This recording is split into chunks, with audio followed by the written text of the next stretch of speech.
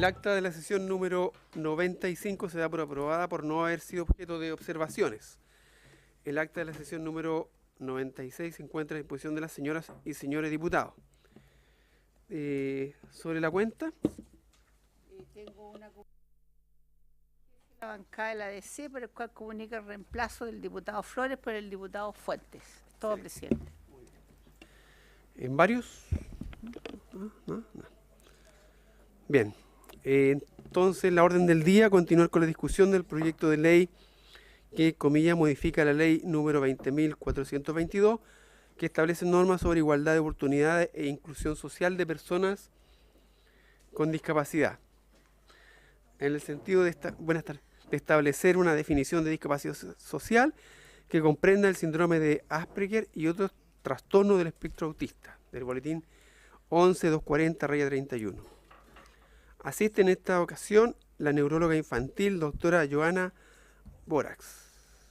¿Sí? Correcto, y la doctora Verónica Burón, también neuróloga infantil. Y la neuróloga infantil, la doctora Verónica Burón. Muy bien. Y por otro lado, recuerdo a los señoras y señores diputados que el plazo para presentar indicaciones para este proyecto vence el 22 de agosto, señora María Teresa, Sí, señor. y que el 23 se procedería a la votación general y particular del mismo, es decir, la próxima semana. Sí, sí. Ya. Se ofrece la palabra. Diputado Zavala. No, una consulta, si es que se va a recibir una audiencia a expertos, por ejemplo, en el síndrome de Asperger y ellos, pero ¿son los únicos o se van a poder incluir más? ¿O se cierra el periodo de audiencias? Esa es la pregunta. Sí, el acuerdo del presidente era hasta ahora.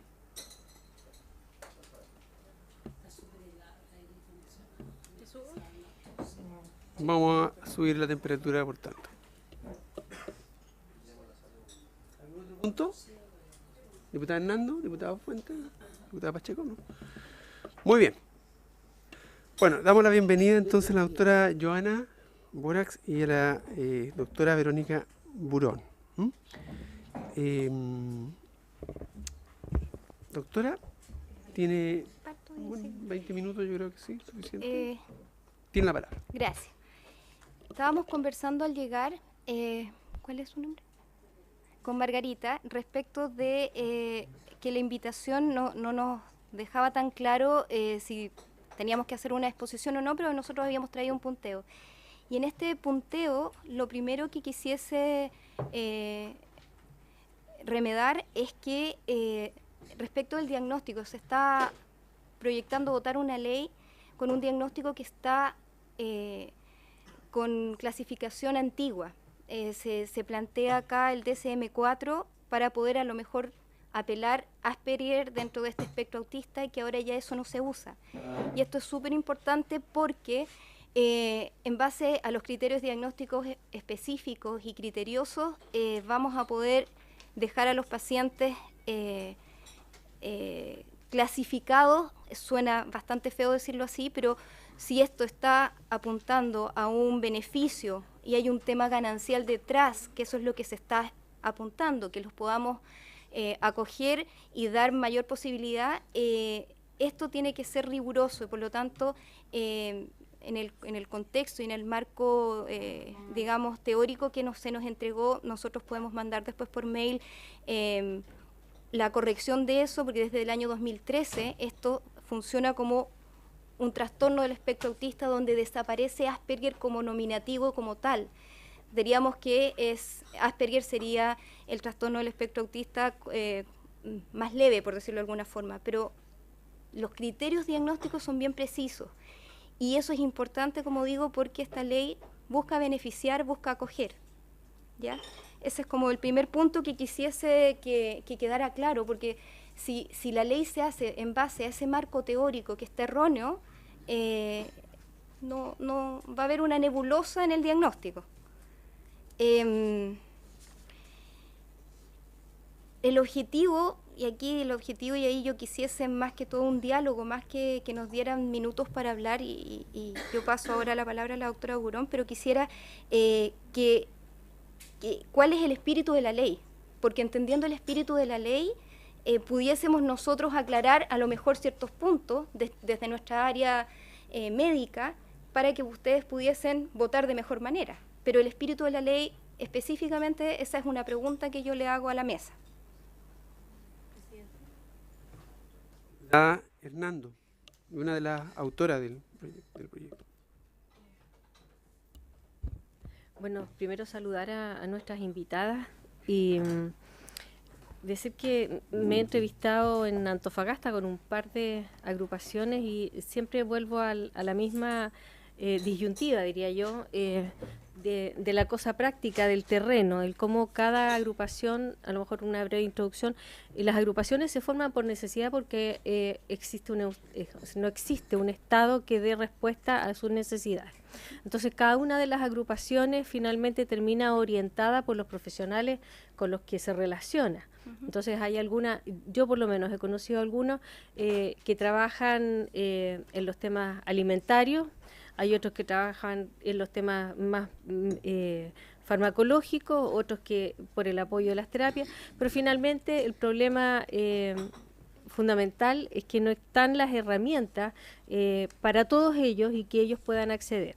Una posibilidad que tienen hoy día que es leve y que podría ayudarles también en el futuro es el pertenecer a el Registro Nacional de la Discapacidad, porque eso les da derecho a una serie de beneficios. Y además de eso, les permitiría acceder a la ley que acabamos de promulgar, digamos, y que tiene que ver con la inclusión de un 1% de personas discapacitadas al trabajo. Ese es el objetivo final. Ahora, dentro de estas diferencias en las diferentes organizaciones hay algunos padres que prefieren que sus hijos sean tratados como discapacitados y otros que no toleran que sean tratados como discapacitados.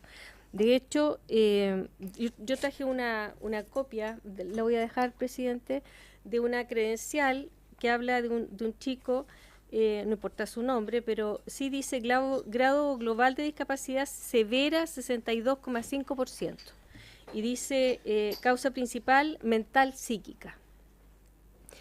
De lo que yo entiendo y del niño, el déficit que tiene es que es un niño con un trastorno del espectro autista. Es un niño con trastorno del espectro autista que se traduce hoy día en un déficit de lenguaje. No tiene desarrollado el lenguaje, sin embargo, desde el punto de vista intelectual, cognitivo, se desarrolla, va al colegio, etcétera. O sea, yo entiendo que podría ser equivalente a una discapacidad, a un mudo. Una persona que intelectualmente tiene todas sus capacidades, pero que, o sea, desde el punto de vista laboral, del trabajo, si yo voy a pedir un trabajo, pero podría ser un profesional perfectamente. Sin embargo, su credencial dice que tiene una discapacidad severa mental del 62,5%. Entonces, si con esta credencial se presenta a buscar trabajo, ¿qué posibilidades tiene de encontrar un buen trabajo? Entonces, lo que les interesa a los papás es tener los beneficios que obtiene con esta credencial, pero no el estigma. Pero no el estigma ni la tipificación. Entonces, nosotros estamos buscando un término que ya sabemos que en la introducción o en cómo está presentado primeramente o primariamente el proyecto, no da cuenta de esa generalidad que abarque a todos, pero que de alguna manera les dé cabida también a quienes rechazan el tener el estigma de la discapacidad. Eso. Yo creo que... Perdón. Sí, yo quisiera agregar también que, antes de la palabra, que efectivamente, más que, bueno, es importante que nos conocer desde el punto de vista médico, que es básico, ¿cierto?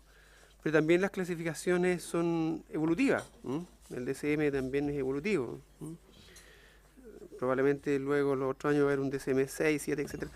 Pero, y las leyes no las podemos tampoco estar haciendo todos los años, sino que tiene que tener un cierto marco que vaya más allá del, con base en el tema médico, pero de un tema social también, y de una realidad que, claro, que uno la ve en concreto y donde hay, como expresaba muy bien la diputada, hay contradicciones muchas veces, porque uno se hace las leyes, digamos, a lo mejor cuando se hizo el momento del Registro Nacional de la Discapacidad con las mejores intenciones, pero claro, queda un universo, o dentro de ese universo un subgrupo que no está acorde con ello y quedan totalmente marginados.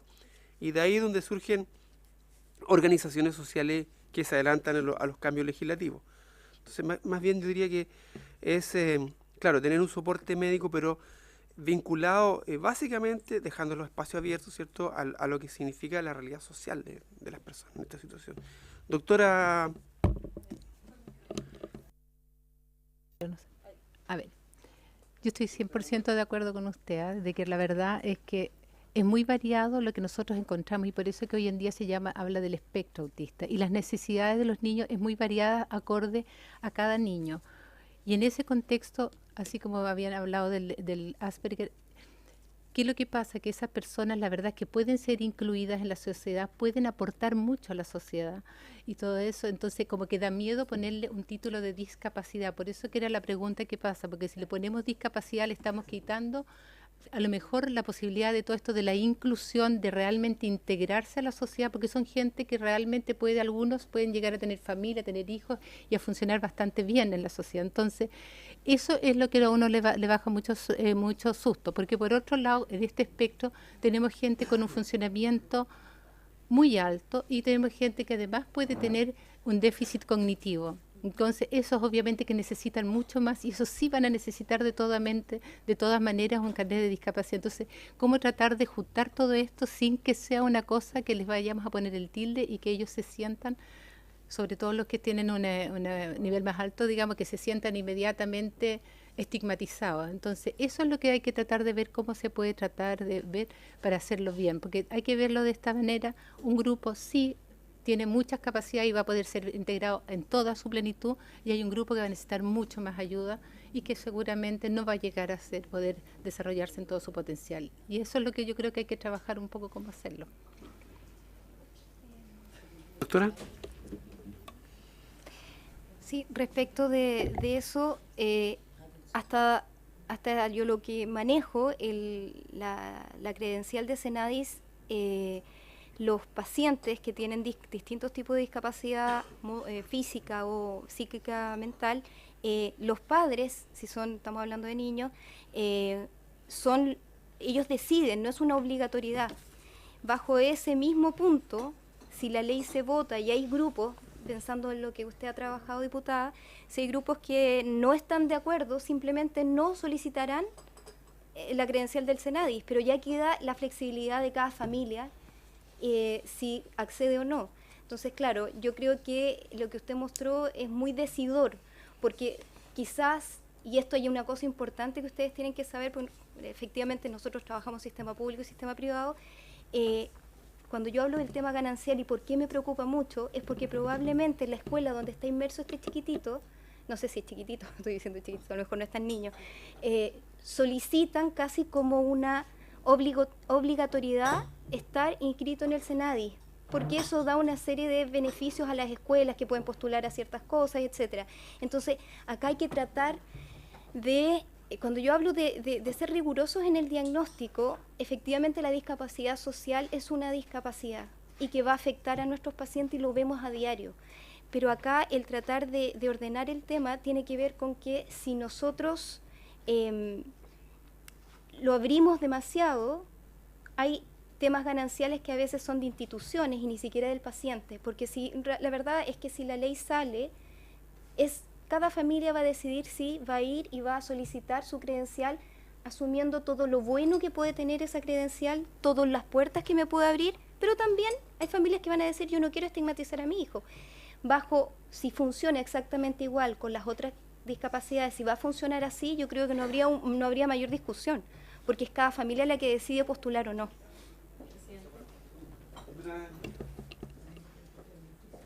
Presidente, por su intermedio, a ver, yo represento Antofagasta.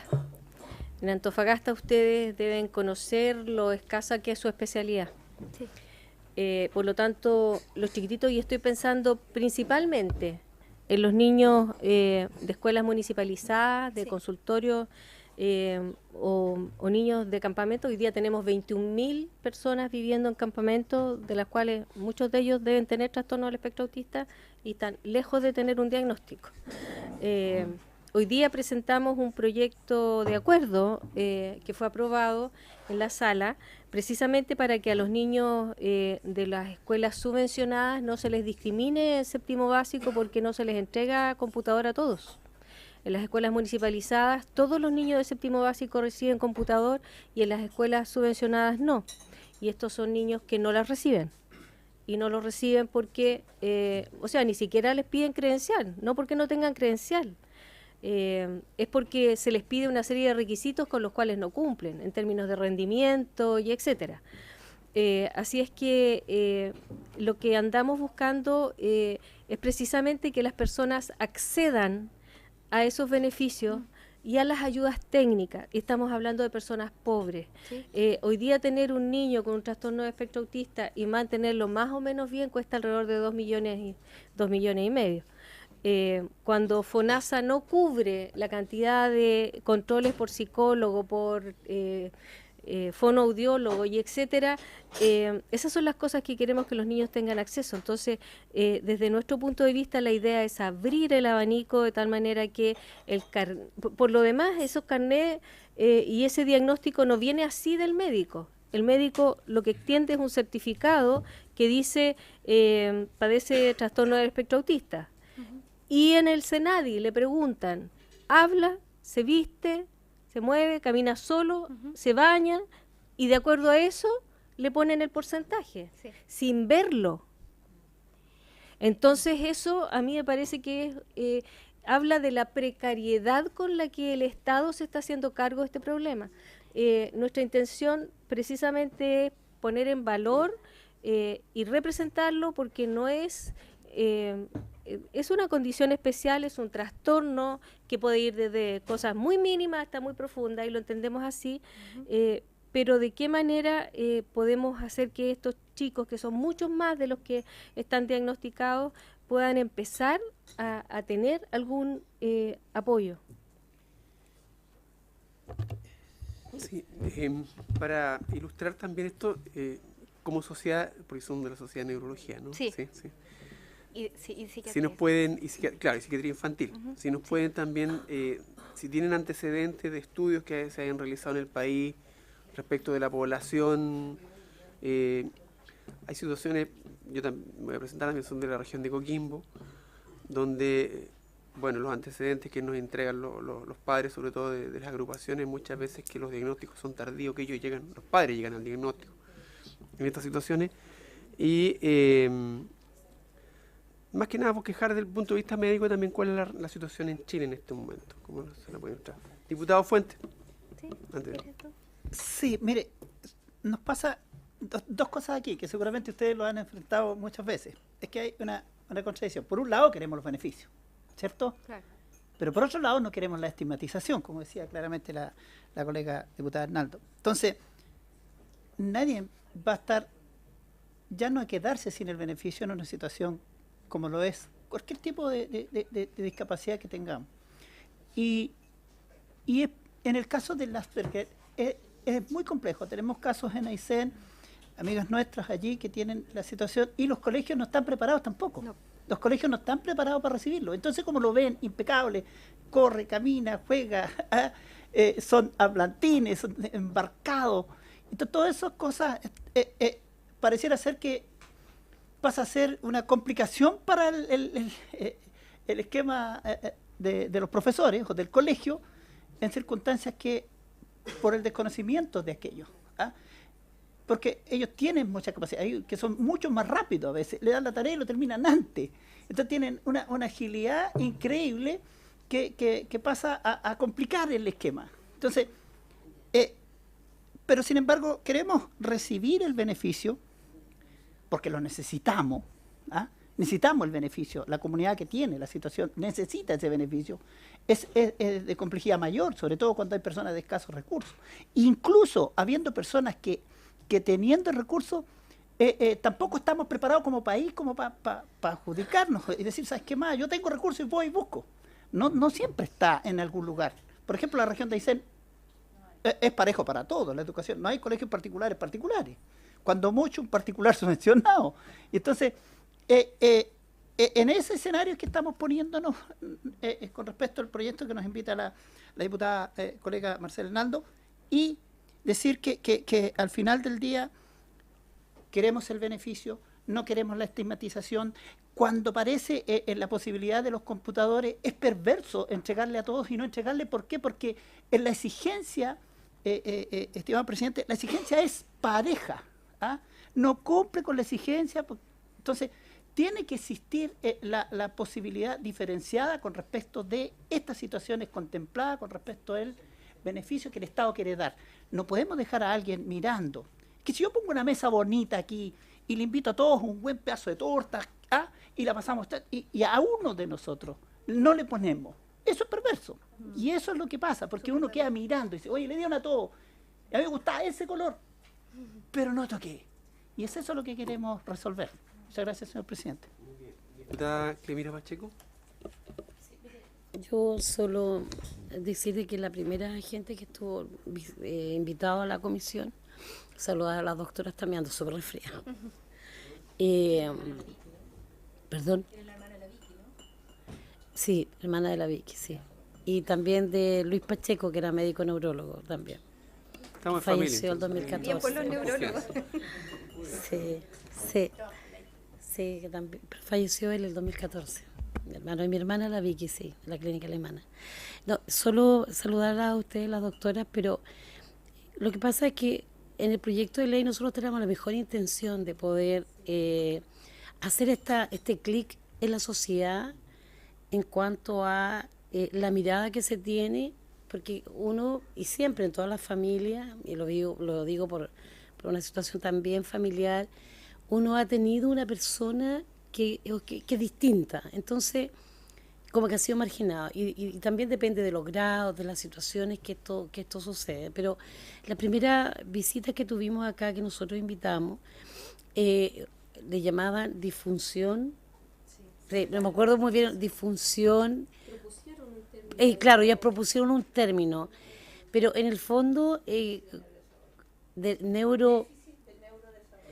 déficit de gracias a la secretaria, 7, déficit neurodesarrollo, y en realidad hay algunos que, como bien decía Marcela, hay ciertos niveles, pero ¿qué es lo que nosotros queremos? Es que a todos se les trate por igual. Entonces, ¿cómo hacer este cambio cultural? Una cosa es la relación entre los ministerios de Educación y Salud, y por otro lado, que tiene que estar muy afiatado, y por otro lado, lo que recién decía Iván, que en realidad yo soy profesora, y yo me recuerdo que en los colegios, tiempo atrás, por los niños de déficit atencional, yo soy básica y también profesora diferencial, cuando hay trastornos específicos de aprendizaje. Entonces, uno decía, hay un decreto tanto que uno tiene que hacer la diferenciación en la evaluación que se le hacía a los niños como profesores. Pero no todos lados se cumple. No en todos lados y en todos los colegios se aplica, yo no sé si ahora está vigente, que yo me imagino que igual sigue vigente, en que se hace una diferenciación en la evaluación.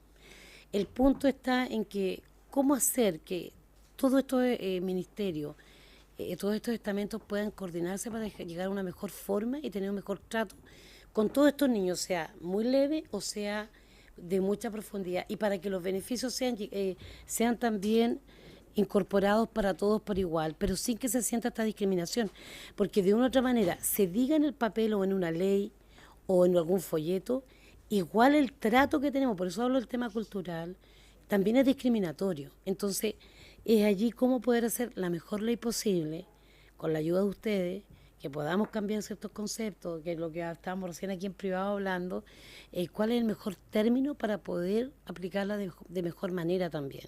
Y cómo incorporar esta relación entre los ministerios que son incumbentes. Eso, presidente, más que nada un comentario. Doctora. No, no se prendió. La verdad que es difícil saber, porque también no es fácil ni para la gente privada, como dice, ni para la gente que está en el sistema público. Y yo creo que en general lo que más sufren son los de la clase media, porque tienen que pagar su salud y no tienen los recursos porque o sea, no les alcanza nomás. Así que yo creo que lo importante es que la ley cubra todo, no solamente un sistema ni al otro.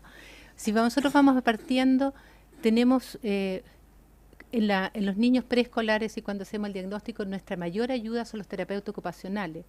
Y ni siquiera tienen código FONASA, por lo cual quiere decir de que como no tienen código FONASA, estamos trabajando con el Ministerio para hacerlo, no tienen código FONASA, eso quiere decir que las ISAPRES entonces no les cubren los terapeutas ocupacionales. Y una familia que 2 veces por semana, por años, tiene que pagar un terapeuta ocupacional, por Dios que les sale. Por eso quería hacer ese acápite que no es solamente para la salud pública, sino que es para toda la gente es lo que lo afecta. Aparte de lo que significa a veces tener, no leve, sino que esos trastornos del espectro autista con trastornos conductuales importantes dentro de la familia, que de todas las disrupciones, o sea, es una cosa muy agotadora para toda la familia. Y es por eso que yo creo que sí hay que ayudarlo. Y tenemos que buscar la manera de hacerlo lo mejor posible. En toda esta cosa, yo creo que a veces muchas veces depende más la integración de las personas más que de leyes, y en ese contexto es importante ir viendo de que la gente conozca del problema, porque muchas veces depende de la profesora que le tocó, qué tan integrado quedó o qué tan poco integrado quedó, ¿no es cierto? Ahora, si nosotros pensamos, a medida que han ido avanzando los años, la frecuencia de los trastornos del espectro autista ha aumentado enormemente. Y eso tiene que ver porque estamos haciendo mucho más el diagnóstico. Antes diagnosticábamos el clásico de Kanner y ahora estamos diagnosticando esto que hoy en día se le han llamado los de Asperger y todo eso. Y por eso que se ha ido aumentando. Y algunas estadísticas dicen que puede llegar incluso al 1% de la población. Por lo tanto, nosotros debiésemos estar sensibilizados para este problema, ¿me entiendes? Y por eso también pensando en la gran masa tenemos que tener cuidado cómo tratamos el problema, porque esas personas que tienen un trastorno leve tenemos que integrarlo a la sociedad y son personas que tienen derecho también a hacer una vida normal, o sea, totalmente normal. Estoy hablando llegando a tener familia y todo eso. ¿Cuántas veces uno ve a un niño con algún trastorno del espectro autista en la consulta y llega el papá y dice, pero yo soy bastante parecido? Y empieza a decir, pero han tenido algunos rasgos, pero se han dado bien vuelta en la vida y hoy son excelentes profesionales, tienen su familia y todo, ¿te fijas? Entonces eso es lo que tenemos que nosotros soñar, digamos. Un pequeño comentario.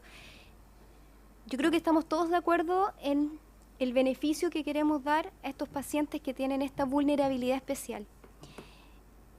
Y me van a perdonar a lo mejor lo coloquial de la frase, pero siento, y ahí ustedes me podrán a lo mejor sacar del error, que de alguna forma estamos como viendo el titular del diario, porque en lo profundo de la ley estamos poniendo una frase, pero ese es el titular.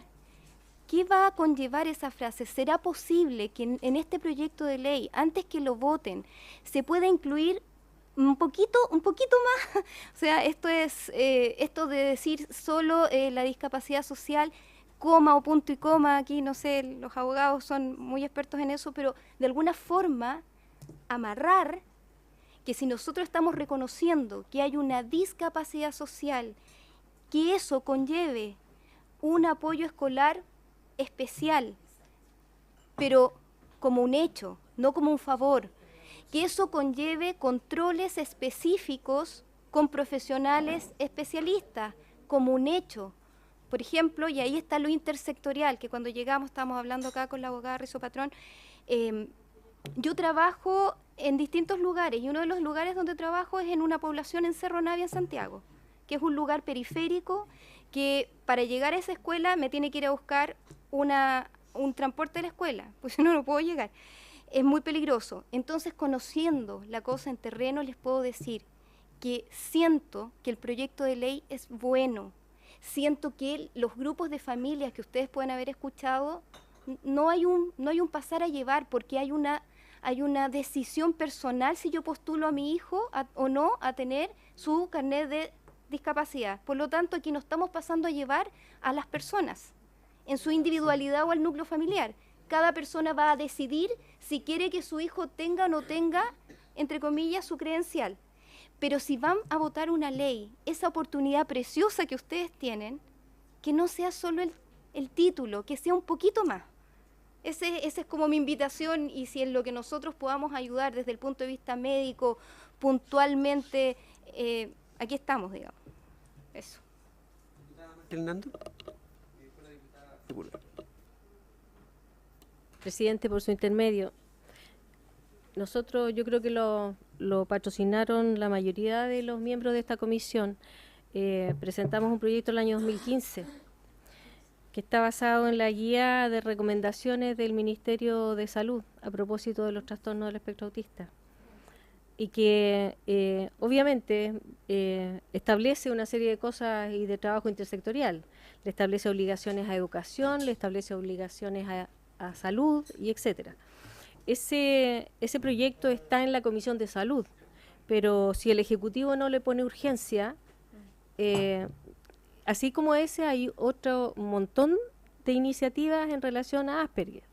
Las veces que nos han contestado del Ministerio de Salud nos han dicho que esto está clasificado dentro del CIE-10, y como es una enfermedad mental, así está clasificado. El Ministerio sigue trabajando con el CIE-10, ni siquiera el CIE-11. Entonces, tenemos que esperar a que salga la ley de salud mental, porque ahí vendría como un capítulo. Entonces, ustedes comprenderán que esta mini ley, si quieren llamarla ustedes, apunta a una cuestión bien específica que tiene que ver con la ley que aprobamos del 1% en lo laboral. ¿Por qué?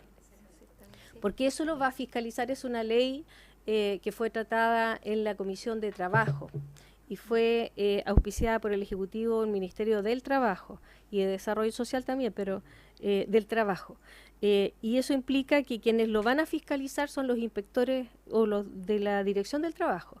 ¿Y qué es lo que van a fiscalizar ellos? Ellos nos van a ir a una empresa a ver y a examinar a las personas que están ahí. Van a pedir credenciales, van a pedir certificados.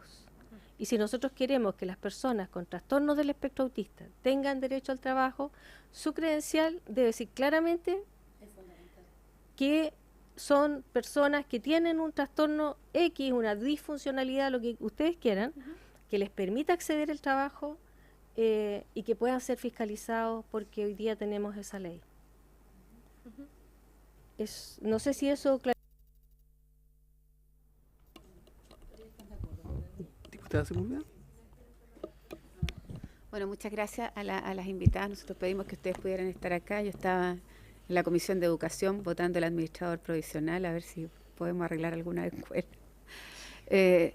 Pero para nosotros fue bien complejo la última sesión, porque no sabíamos desde el punto de vista de los padres, ¿no es cierto?, qué pensaban, si efectivamente estaban de acuerdo o no. Pero sí, y usted muy bien lo dice, o sea, aquí ellos van a tener la opción de tener o no la credencial y ser sujetos de los derechos que le puede entregar la ley o el Estado a partir de si tienen o no esta...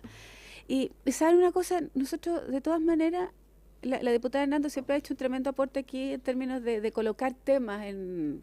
Tuvimos hace poco, ¿no es cierto?, una ley para ayudar a la comunidad sorda, y partimos por algo que era minúsculo, pero el debate fue enriqueciéndose de tal manera que llegamos a una ley que es absolutamente, yo diría, amplia, general, que creemos que a lo mejor el Senado le va a sacar porque realmente es una ley que dice, mira, aquí todos los canales de televisión van a tener que transmitir todos sus programas, para que la gente pueda tener acceso, como cualquier otro chileno y chilena con otro lenguaje. Bueno, yo creo que aquí a lo mejor podemos tener la misma posibilidad de cómo vamos a ir enriqueciendo el proyecto de ley en algo que también que para nosotros sea, que nosotros tengamos facultad para hacerlo. Porque como bien dice la diputada Hernando, hoy día el Ejecutivo, ¿no es cierto?, tiene la manija, digamos, para decir, bueno, a educación vamos a tener esto, salud esto, otro. Nosotros no tenemos esa posibilidad. pero sí en el marco de dónde podemos juzgar, ¿no es cierto?, buscar qué posibilidades podemos, ¿no es cierto?, de ampliar la ley, de colocarle el punto y coma y redactar, ¿no es cierto?, alguna otra cosa específica que pudiera mejorar y eso estamos absolutamente, yo creo que dispuestos a todos aquí, a las sugerencias que ustedes tengan en eso, con mucho gusto en eso. Y además que nos puedan, yo estoy bien perdida en esto.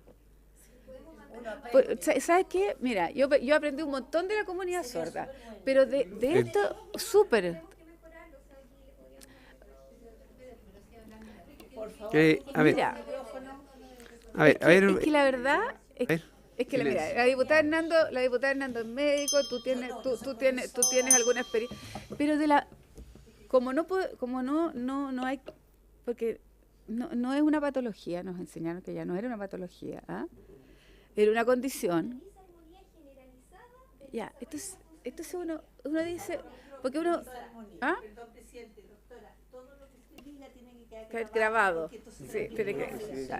Entonces, a lo mejor que ustedes nos puedan, es que nos puedan relatar un poco los márgenes o lo que tiene que ver con la amplitud de la enfermedad, de qué es lo que podemos encontrar, de qué es lo que no. Quizás un poco relatarnos un poco la enfermedad o la difusión. O la condición. muy bien. Vamos a ordenar un poquito, vamos a ¿En ordenar el coloquial? debate. ¿O no? Vamos a ordenar. Yo sé de ficha de protección social. ¿Explicado Y- nomás o leído?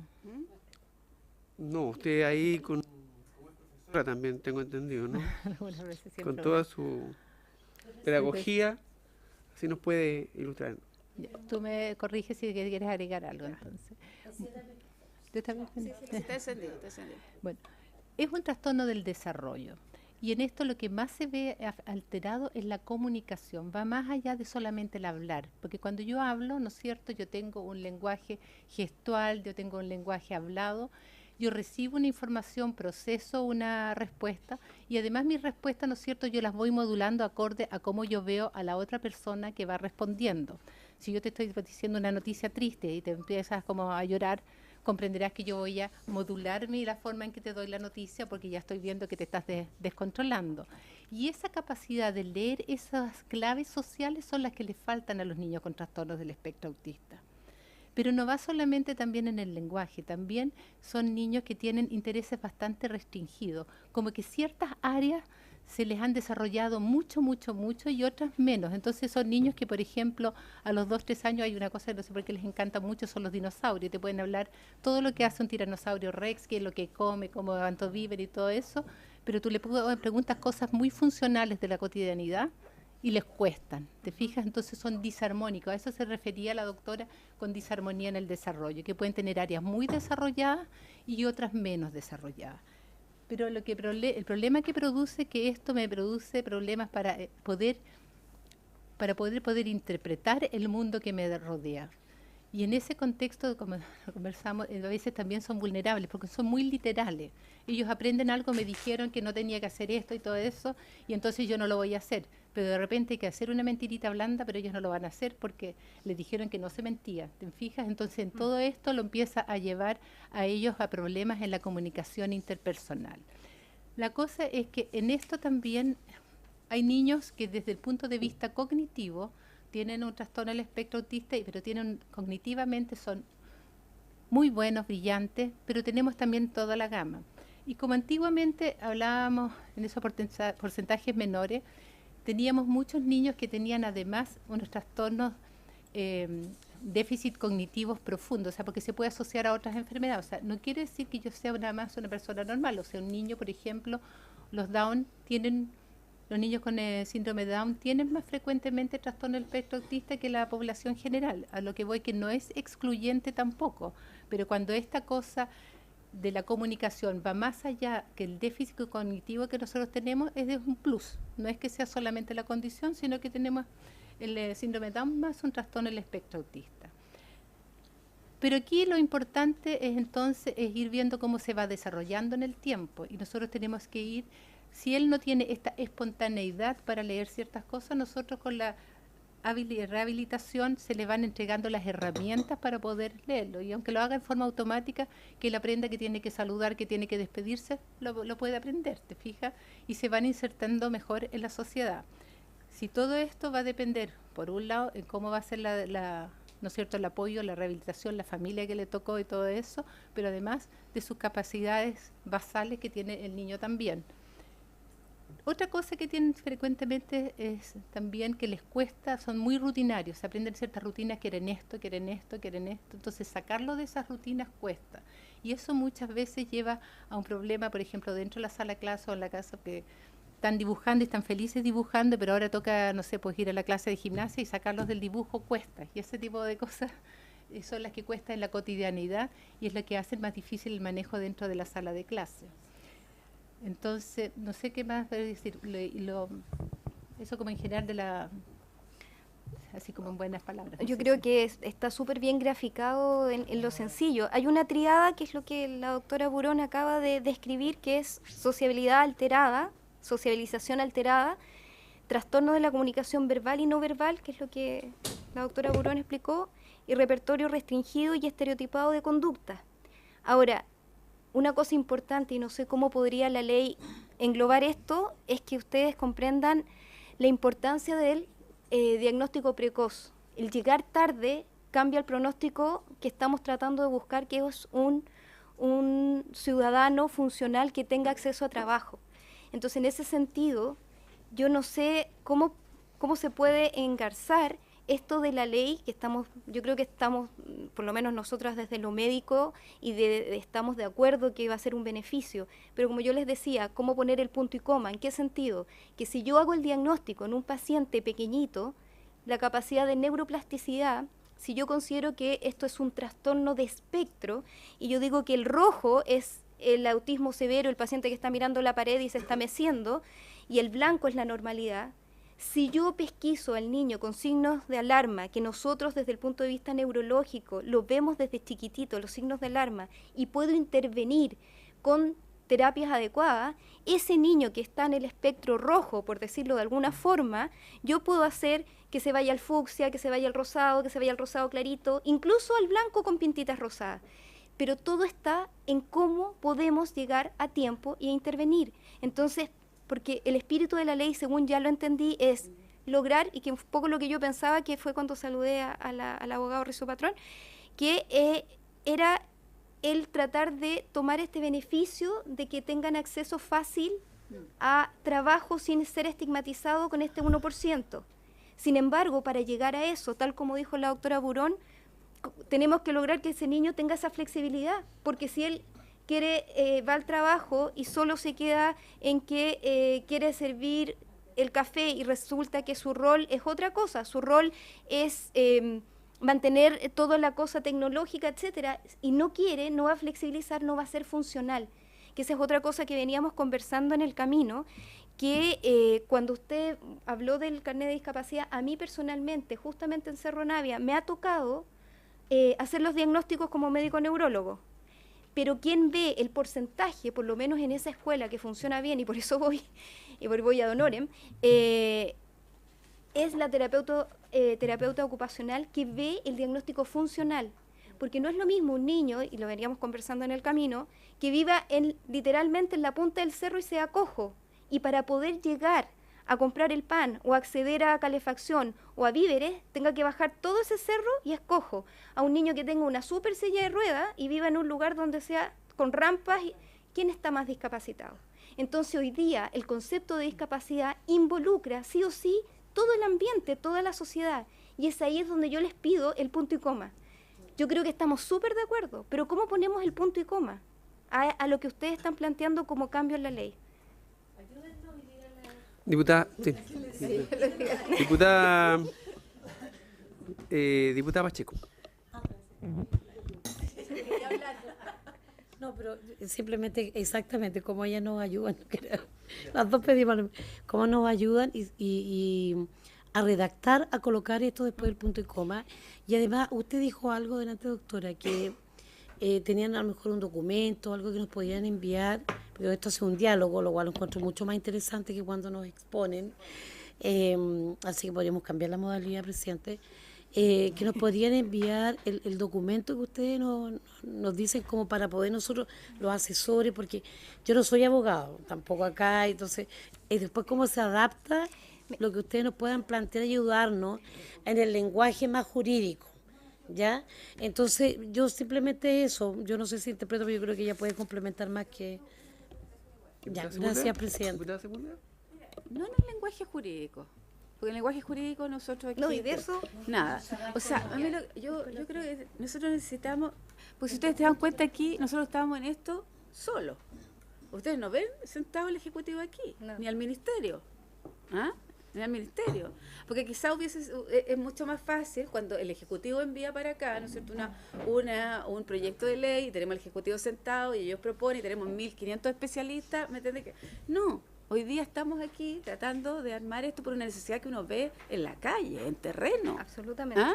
En terreno, y que el Ejecutivo no está. Entonces, si ustedes, que también están en la calle, están en terreno, viendo a los pacientes, nos ayudan con el punto y coma, y los abogados nuestros aquí nos hacen la traducción cultural a lo legal, al lenguaje jurídico, podemos complementar esto y hacer una buena ley. Y después yo. Sí. Para contarles solamente, dimos una pelea en la que nos fue mal con la Ley General de Educación que se está tramitando, porque no aparecía por ninguna parte el tema de la inclusión de la discapacidad en la Ley General de Educación. ¿Ya? Esta comisión hizo venir, así, nos costó que la ministra de Educación viniera y nos escuchara, pero finalmente no se incluyó. Bueno, sí, estuvimos, bueno, no importa, pero eso es como para que ustedes se den cuenta. Entonces, nosotros creemos que la gente lo pide desde hace mucho tiempo, y hay movimientos que dicen queremos ley de autismo. Así le llaman popularmente, Sí, pero en el fondo de lo que se trata es eso. Entiendo que ustedes están de acuerdo con el protocolo que se elaboró el 2010, 2011, por ahí en el ministerio, pero que está a nivel... Me parece, debería estar como obsoleto ya, pero de todas maneras está a nivel de recomendación, eso no es una norma. Entonces, desde ese punto de vista, nosotros necesitamos que ustedes presionen como Sociedad de Neurología o etcétera al ministerio para que de verdad se comprometa con estos temas, porque lo hemos estado planteando de diferentes maneras desde hace tiempo. Esta pequeña ley o mini ley, como ustedes quieran, lo único que pretende es hacer que la definición de discapacidad para los efectos de la credencial sea un poco más amplia, de tal manera que no sea estigmatizante, Sí. pero que dé cabida a todos. Solo eso. No sé si Sí, me permite. una acotación y de ahí la damos. Aprovechando el tema médico, yo quisiera preguntar, en condiciones ideales, un experto, ¿cierto?, ¿a qué edad puede diagnosticar lo más temprano posible a un lactante? 18 meses. Es una pregunta, porque eso va acorde con lo mismo que se mencionó de poder optimizar el tratamiento. ¿Mm? Ahora, esto ya un tema bien médico. Trastorno orgánico, no, si se ven o no se ven, esa es otra cosa. La otra cosa, si el porcentaje de comorbilidades es mayor que la población general, en todo tipo de cosas, ¿sí? ¿Y qué porcentaje? Y lo último, ¿en mapeo genético se ha visto algún tipo de alteración? Esa es otra pregunta. Eso no. No, dale, si quieres tú. A ver, son hartas preguntas. Sí. En un alto porcentaje de los niños, sobre todo estos de que tienen un buen funcionamiento cognitivo, no se encuentra la causa. Aparentemente lo que falla son las vías, o sea, tú haces una resonancia, la ves normal, pero seguramente si tú haces una tractografía, la forma de comunicación, estas comunicaciones más a distancia no están tan buenas, entonces no tenemos tanta comunicación entre las diferentes áreas de tu cerebro, digámoslo así, ¿ya? Pero si no, estructuralmente se puede ver un cerebro que es normal. En general, estoy hablando de los espectros de un funcionamiento alto de los que no tienen otra patología de base, ¿no es cierto? Em, a veces se pueden encontrar otras cosas como enfermedades metabólicas y eso, pero son las mínimas de las causas. Y entonces en los últimos años está saliendo esto del estudio genético de estos pacientes. Pero igual eso te agrega más o menos un 25% más de diagnóstico. No tenemos siempre en el 100% de los niños el diagnóstico específico.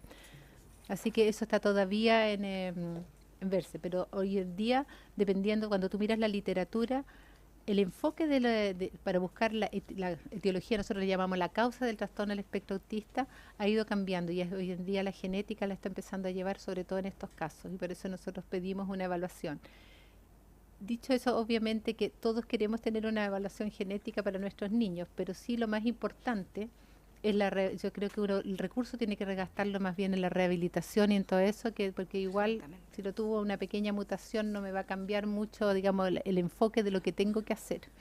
Yo creo que eso hay que tenerlo claro cuando tenemos recursos, como quien dice, limitados. Lo importante acá es la rehabilitación. Ahora, en cuanto al diagnóstico, sí, uno antes del 1 año y medio es difícil hacer el diagnóstico, pero hoy día me llegaron 2 niñitos, uno de 7 meses y uno de 9 meses para hacer el diagnóstico. Hoy día antes de venir para acá. ¿Te fijas? O sea, porque mamás que miran, una que tenía en la familia otro niño con autismo, entonces me empezó a mirar, entonces me decía, sospecho y bueno, y tenía unas cosas. ¿Te fijas? O sea, si tú miras mucho, puedes empezar a hacer un diagnóstico más precoz también. Hay ciertos signos de alarma que puedes ver también. Pero ponerle el tilde, nosotros antes del 1 año y medio nos cuesta hacerlo porque si tú ya se lo pusiste, ya lo mantiene. Entonces dice, tiene esta conducta, tiene esto, trabajémoslo, vamos al terapeuta ocupacional, vamos al fonoaudiólogo y veamos hacia dónde se desarrolla. ¿Mm? Agregando un poco lo que dice la doctora Burón, esto igual es un cronodiagnóstico. En este punteo que habíamos traído, hay signos de alarma que uno puede ver desde los 6 meses. O sea, uno espera que un niño, si yo le sonrío, yo le hablo, devuelva socialmente esa interacción con quien lo es. Así que de verdad que hay formas de ir sospechando, y esto es un cronodiagnóstico, porque yo también puedo tener un niño que tenga una discapacidad intelectual y que yo inicialmente vea que no se conecta porque en realidad hay un tema neurológico ahí por el cual no se conecta. Así que aquí hay un tema de un cronodiagnóstico. Y lo que sí quería comentar, esto del punto y coma, yo me quedé ahí como un poco pegada, es que sí, porque yo creo que aquí los abogados son las que la llevan. Yo les puedo dar la idea en qué sentido, en que nosotros cuando hablamos de discapacidad física tenemos centros de rehabilitación física, tenemos la Teletón. O sea, aquí no hay duda de que la ley no tiene mucho que hacer porque toda la sociedad ya le dio, ya protegió esa parte. Cuando hay una discapacidad mental, cuando hay un paciente con discapacidad intelectual, la verdad es que lo que hay es las escuelas especiales, y hay bastante poquito, pero hay algo. Hay escuelas incluso que tienden a, si no tienen una discapacidad intelectual severa, pueden enseñar algún oficio, etcétera. Pero acá si nosotros vamos a poner, y digo nosotros, porque ya me puse la camiseta, vamos a poner aquí la camiseta es de la diputada aquí, si usted está poniendo esta frase y esto está involucrando una discapacidad social, el punto y coma tendría que ser algo que los abogados pudiesen redactar como una obligatoriedad desde la sociedad para ayudar a nivelar esta discapacidad social. Entonces yo creo que quizá redactarlo de una forma tal que después se pueda en forma intersectorial desde educación y desde salud tomar eso como una obligatoriedad. No sé si me entienden, no sé si me explico bien, porque yo en realidad el tema de leyes no lo manejo, pero sí de lo que es el día a día, porque en el fondo hoy día estamos tratando de poner una discapacidad social. Para las otras discapacidades ya hay un sistema armado, más o menos, pero hay. Entonces la ley tendría que decir, si estamos innovando y vamos a poner una discapacidad social, entonces como sociedad ese punto y coma tiene que ser, si yo digo que existe, les estoy abriendo los ojos a todos, entonces tengo que ver cómo voy a manejar eso, cómo lo voy a contener. Entonces ahí tendrá que decir el punto y coma será, por lo cual, invento, esto es un invento, no sé, todas las municipalidades deben tener, ¿cómo se llama? No sé, el departamento de trastorno espectro autista, no sé. Pero si es un tema que estamos hablando que es una discapacidad social, por lo tanto, el punto y coma debe ir enfocado a poner sí o sí que quede por escrito que tenemos que apoyar desde el punto de vista social. Muchas gracias. Cortito, sí que estamos funcionando en paralelo con comisiones y estaban llamando. No sé, pero estaba encendido. ¿Sí? Pero dicen que disculpe, presidente. ¿Sí? Yo pedí primero. No, pero no No, voy a hablar. por el punto. No, es sobre el punto, no, disculpe. Es solo que la sala, la sesión, no era obligación que teníamos que estar todos los diputados. Solamente, y no, claro, era trabajo, constitución Yo estoy en trabajo. y Hacienda. Entonces, por lo tanto, yo no sé por qué se encendió, sería bueno que pudiera la secretaria. Vamos a darle la palabra a la diputada Hernando y voy a averiguar yo, y diputada Sepúlveda. Lo que pasa es que la ley de discapacidades es bastante amplia y nosotros estamos pegados en un artículo, o sea, en una de las primeras acápites que tiene que ver con la definición única y exclusivamente. Y en la definición uno no podría poner ese punto y coma que pide la doctora. En la definición habría que decir cuál es el mejor término para definirlo. En otro artículo posterior, cuando dice a qué cosas tendrán derecho las personas que están dentro de la discapacidad, ahí habría que introducir este punto y coma. Y eso habría que buscar, nosotros tendríamos que buscar en qué artículo lo ponemos, ¿ya? No obstante ello, es importante que quede contenido en la definición para que nosotros lo podamos desglosar más adelante. Eso. ¿Se entiende? Entonces, lo que necesitamos es que ustedes nos ayuden a definir de una mejor manera o cuál es el término más adecuado para ampliar esta definición. Muy bien. Sí, en el artículo 5. Lo que pasa es que, claro, siempre nos basamos más bien en modelos. ¿Un accidente? Ah, ya. Bueno. Nos basamos en modelos cartesianos de cuantificar, de numerar, y acá nos encontramos una situación que es diferente también. Entonces, por eso que quizás tenemos esto, porque, claro, nos piden porcentaje. Y el Senadis también funciona en base a números. Pero acá, ¿cómo vamos a numerar? Entonces, es el tema en cuestión. Y lo otro que, como mociones parlamentarias, están impedidos muchas veces de todo lo que tenga que ver con recursos económicos, porque eso depende en materia del Ejecutivo del Ministerio de Hacienda, en este caso. Estamos claros que no estamos poniendo de acuerdo, esperando eso más lo que nos va a redactar para poder hacer las técnicas. Muy bien. Estamos claritos. Ahora, ¿Sabe lo que podemos hacer, presidente? De que luego que nosotros podamos trabajar, no sé lo que les parece a los colegas. Perdón, no, sí, más sesión. Pero esperemos un segundo. Esperemos, por favor, presidente. Mire, yo creo que si nosotros, lo que nos ha explicado la doctora, más algunas cosas antecedentes que ellas puedan enviar acá a la Secretaría, arreglar bien el concepto, la redacción, el proyecto, que es lo que habíamos estado en esta sesión hablando, poder enviárselo a lo mejor a ella, que nos den nuevamente su opinión para que si estamos bien encaminados y si entendimos bien o no, porque como decía Alejandra, todos estamos aprendiendo el día de hoy acá y estos días con estos proyectos, ¿ya? No sé qué les parece que podamos enviárselo para que ellos lo puedan revisar para apuntar bien al concepto que vamos a escribir, ¿ya? Por supuesto. Con el lenguaje jurídico después. y aprovechando que no está aprovechando que no está el presidente oficial, pediríamos prolongar, porque estamos muy encima de estar votando la Yo le moción. propongo que lo veamos más adelante, o sea, la votación. Claro. Veamos esto primero. ¿Habría acuerdo? Sí, O sea, no es el 22 ahora. Qué bueno. Muy bien. sí, esperemos el trabajo que Prórroga. va a ser coordinado por la doctora. Nosotros queremos agradecer que nos hayan invitado, porque nos gusta poder trabajar en estas cosas. Y estamos abiertos, si ustedes nos dicen nomás qué tarea es lo que necesitan, nosotros trabajaremos y le daremos la mejor información que podamos para ver si la pueden utilizar. ¿M? Así que nos digan nomás. Gracias. ¿No? Sí, exacto. Pero eso es lo que se trata, yo creo, esto, porque es una cosa comunitaria, entonces tenemos que verlo por los Más dos lados. agrupaciones de papá yo creo que han faltado. Exactamente. Sí, falta gente. ¿No? Yo creo que de regiones ¿Y por qué no presionamos un tiempo? más rápido posible. Diputada Pacheco. ¿Yo? ¿Por qué? No, que también tengo gente para invitar nada más. Y, por ejemplo, nos invitan Cerro-Navia a... también. Sí, de Cerro-Navia. No, nosotros somos la Sociedad de Psiquiatría y Neurología de la Infancia y la Adolescencia, SOMNIA, eso. Sí, no, mi pregunta es si en esto claramente es como tiene intereses creados, pero no hablan ustedes con el Senadis, porque y está invitado acá como en la mesa y eso. Ya. Hoy día falló, no sé por qué falló hoy. Porque probablemente, será mi pregunta, porque probablemente este punto y coma, a lo mejor en terreno y lo que ha visto el Senadis es más fácil también definirlo junto a los personeros del Senadis.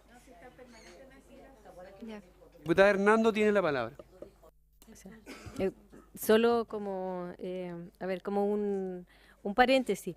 De hecho, la idea de incluirlo así como discapacidad social surgió de la directora del Senadi de Antofagasta. Entonces, la verdad es que a mí me sorprendió que algunas personas dijeran después que era un término que ya no se usaba, pero además cuando las nomenclaturas son tan diferentes, porque entendíamos que en educación usan ¿cómo se llama? Otro tipo de nomenclatura. En salud usan el CIE-10 todavía. Y en otras condiciones utilizan todavía otra terminología. Entonces, es bien complejo. Sí, el DSM-5. Sí, ese si me Sí. permite la aclaración cortita respecto de eso. Todos los hospitales, muchas gracias, perdón, hablar antes de que me dé la palabra. Una aclaración, el 610 es lo que está en todos los hospitales, incluso en las clínicas, porque es lo que está en las fichas electrónicas. Pero sí, pero no es lo más correcto. Sin embargo, si usted conversa con neurólogos y psiquiatras, los neurólogos y psiquiatras diagnostican en base al DSM. Todo el resto, porque eso es solo para enfermedades o patologías o condiciones neuropsiquiátricas. El 610 es para todo, desde hipertensión, diabetes, hemorroides, todo. Pero el DSM es neuropsiquiátrico. Buen ejemplo. Diputada Hernández. Solamente estoy de acuerdo, pero mientras el gobierno y el Ministerio de Salud no diga otra cosa, nuestra forma internacional de compararnos con otros países, estadísticamente, epidemiológicamente, va a ser el CIE-10. Y por lo tanto, desde el punto de vista legal, lo correcto, en realidad, es lo que aparece, y lo que aparece es que los trastornos del espectro autista están dentro de las enfermedades mentales. Gracias. Sí, hay que ver cómo... Diputado Sabá. Vicepresidente de la Cámara. Diputado Martín.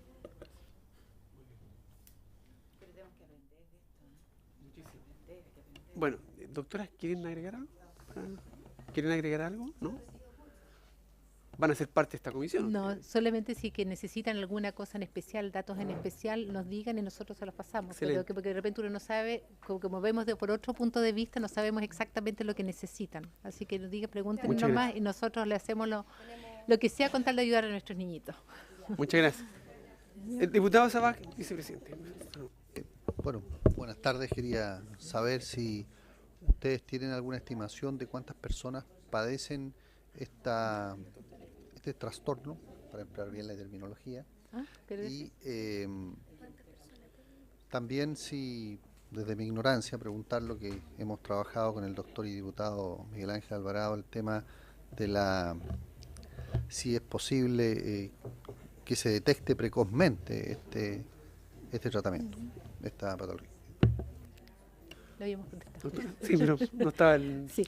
diputado. Lo que yo le había dicho es que la verdad es que estadísticamente ha ido aumentando, lo había explicado, porque como hoy en día se diagnostican los de trastorno del espectro autista leves, que antes no se diagnosticaban porque son niños que en general logran de alguna manera una mejor inserción. Algunos, los más avesados, los más nuevos, dicen que podría llegar hasta el 1% de la población. Eso es lo que dicen. Otros dicen que el 0,1 nomás, pero ahí es más o menos en ese el rango, pero últimamente se habla más o menos... ¿Cómo es el 1%? Es más o menos el 0,8% de la población, de lo que se acepta hoy en día. ¿Ya? Pero por eso decía, porque estamos en este rango del espectro autista. ¿Mm? Así que ahí tienen que sacar las cuentas nomás. O sea, 150.000 personas, 150.000 A niños. ver, ¿cuánto somos? 15 Pero millones. el 1%. Claro. Ujú. De prevalencia. Sí, pues, de Sobre población la total. población total. Sí. Claro, el 1% son 170.000, Ujú. el 0,8, 150 aproximadamente. Eso. Muy bien, esta comisión ha decidido, por acuerdo, por los diputados que se integraron, prolongar las sesiones y recibir de parte de ustedes invitaciones, sobre todo a organizaciones sociales, o padres, etcétera. Sí, porque sobre todo las doctoras acá nos han ilustrado muchísimo y nos han abierto otro espacio de discusión que creo que es fundamental, que vengan más organizaciones sociales también, sobre todo de nuestras regiones. Usted Por supuesto. no tan lejos. Porque cada vez que tenemos un invitado tenemos que empezar a explicarle que ya no es, que lo que planteamos hace un mes ya no es. Entonces a lo mejor lo que deberíamos hacer es un upgrade de la propuesta para que vengan a hablarnos sobre ese upgrade, porque si no van a seguir hablándonos sobre el proyecto como era inicialmente. Sí, Nos pasa lo mismo a nosotros cuando sí, eso. igual nos pasa con Presidente, ¿sabe lo que podríamos hacer? Gracias, presidente. Lo que podríamos hacer es que la próxima semana, la mitad de la sesión, lo podemos trabajar de acuerdo a lo ya escuchado el día de hoy por las doctoras, traer una prepropuesta, de que se trabajen también nuestros asesores, y lo discutimos, lo conversamos nosotros y le vamos dando el punto más definitivo. Y ahí entra a correr lo que acaba de decir la diputada Hernando. Y además se lo enviamos a la doctora para ver este tema del concepto, luego el punto y coma, para quedarnos claros, para que podamos nosotros tener y ir encauzando más en la dirección correcta el proyecto, porque tiene razón, cada vez que viene una visita habla del proyecto original, que esto se tiene que ir modificando con las propias indicaciones nuestras. Entonces, para que lo vayamos trabajando y podamos votarlo lo antes posible, porque si no, se nos va a pasar este año de nuevo y no vamos a tener la posibilidad, por lo menos, enviarlo al Senado. Muy bien, entonces, usted sugiere que en la próxima sesión traer una propuesta a cada uno. Ahora, no podemos hacer un nuevo boletín, porque tiene que ser el mismo y ahí corregirlo. ¿Mm? Entonces, en la próxima sesión no tendríamos invitados, sino que solamente trabajo interno. ¿Haría acuerdo a eso? ¿Sí? Estamos de acuerdo. Muy bien. Bueno, ¿tú eres la palabra? Bueno. Por tanto, cumplido el objeto de la presentación, esta se cierra y se da las gracias a los saber invitados. dónde mandamos todo. Necesitamos los datos.